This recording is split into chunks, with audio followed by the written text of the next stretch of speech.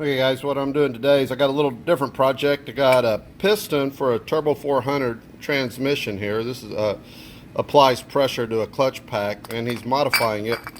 And it's got a check ball in the piston here that he's not going to need anymore with his type of valve body he's installing. So what I'm going to do is I'm going to mill where it's been peened over here. You see those two spots where it's been peened?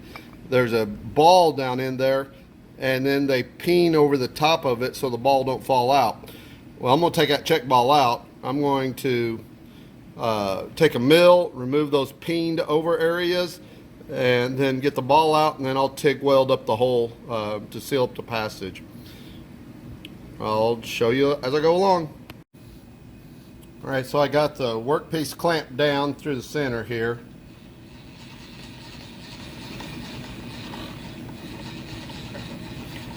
I'm just getting the table in position at the moment.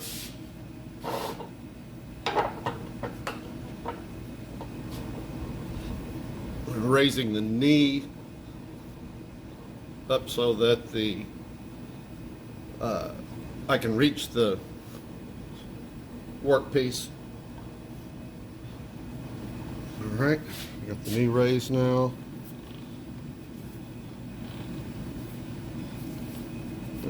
I need to raise it a little more.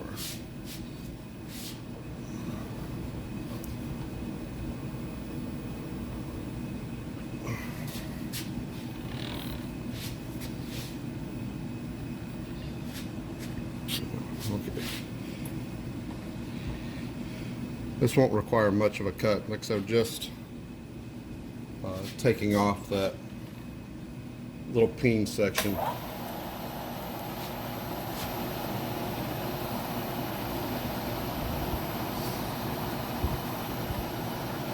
Try to get my hands out the way.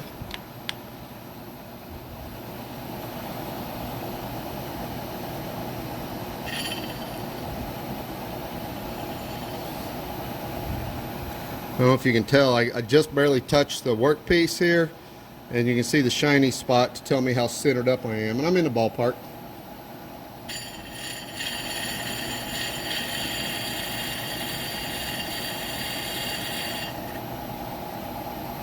Alright, that should have been plenty to do that. I'll get set up for welding it close. Alright, so now we can see this is that check ball that was in that hole, and again I just milled the top of that peen off so I get that check ball out. Alright, so now I'll weld up that hole.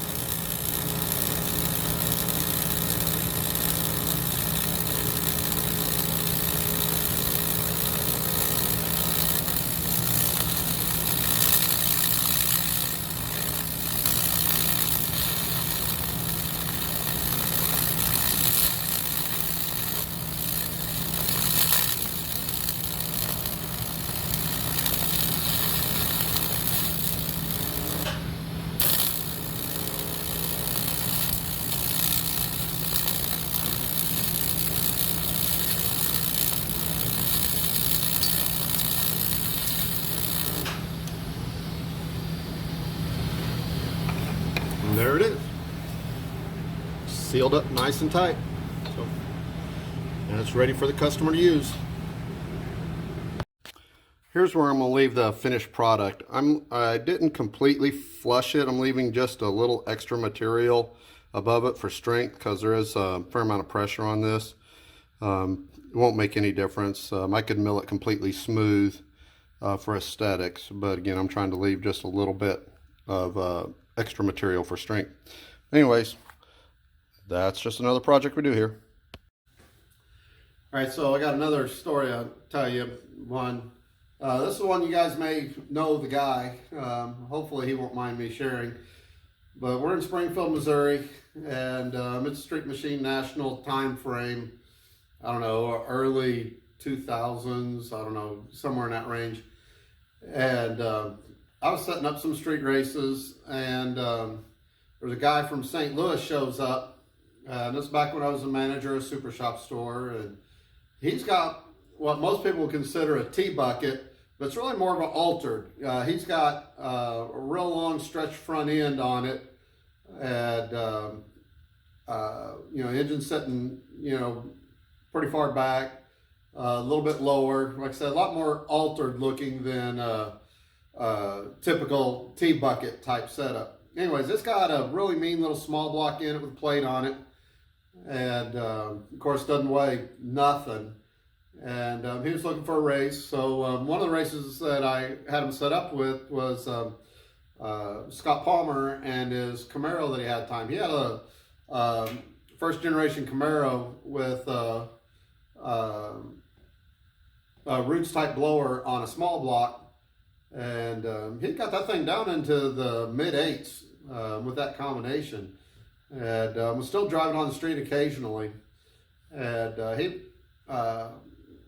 agreed to go race. So I take this guy from St. Louis out to where we're going to go race that night, and it was kind of on the way to Bolivar. And if you're familiar with Springfield, Missouri, if you go towards the airport and then turn to the north, it'd be like on a back way to Bolivar, not straight to Bolivar. Anyways, so we go out there, and he makes a couple passes, and I mean, this thing's fast. He's just ripping it. This is just a 2-lane highway, and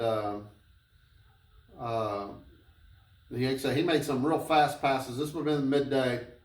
I wanted to take him out there so he could get familiar with it, because these were fast cars. Anyways, so later that night, get everybody together, and we start heading out there. And man, there was just lots of people, heard about this race, because these were two really fast cars. I mean, you don't see 8-second cars making that many passes out on the street. Back then. It's still pretty uncommon today in the grand scheme of things, but back then it was really uncommon. Anyway, so finally we agree, and this guy suits up. I mean, he had his jacket, his pants, his helmet, and all he puts on. And Scott pulls out into the road first, and does his burnout, and I hear this other guy from St. Louis, and I wish I could think of his name, but I just cannot remember his name. Anyways, I hear his car running, and it's just sitting there over there idling, and I wait, and I'm out there in the street waiting on him, and he's just sitting there, and not sure what's going on. I give him a couple more minutes. His engine, I could hear his engine running. Scott's did his burnout, and I take off and go check on him, see what's going on. And he's sitting in his car, and he's got his steering wheel, and he's just spinning it like a roulette wheel. The rag joint had broke on his steering shaft, and so he had no steering. And we had just made these high-speed blasts just a few hours ago out there, and just one of them fluke things that luckily it didn't give out during that high-speed pass, and just on his way to just driving out there, it happened to fail when he was parking his car, getting set up for the race. That's when the rag joint failed. Instead of, during the race, that could have been real bad for him, for Scott. It was a messed up deal. But that was one of the, it could have been just one awesome race, but it ended up being almost more significant in that guy, like I said, he was just sitting in that car. He knew exactly what the consequences was. Just sitting in there with his helmet on, with his fire jacket on, just sitting there spinning that steering wheel, knowing that could have happened to him at 150, 160 mile an hour in just a few seconds if it hadn't happened right then. So definitely, luck was on his side that night. And nothing significant happened. We got him set up with a new rag joint, the next day, and he was driving around again. But That race did not end up happening. He ended up racing another car from Springfield, but that'll be for another story. Anyways, just thought I'd tell you another one of the tales back from the day. Bye.